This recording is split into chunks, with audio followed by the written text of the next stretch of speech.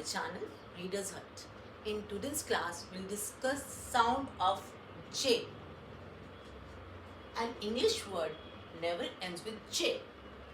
And when there is a sound of J after a short vowel, it is always spelled as D-G-E.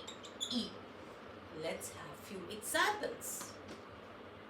We can say edge. Over here, E says E, which is a short vowel sound. And J, E, J, edge. Let's have another example.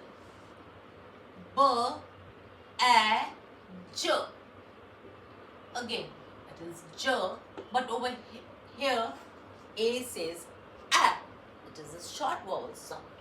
Another example, br, I, J. Again, it is J, but sound of I is E. Again, it is a short vowel sound. Let's take another example. F, A, J. Over here, U says A. It is a short vowel sound of U. And J, F, A, J. Hope you like this video. Please subscribe to my channel. Thank you so much.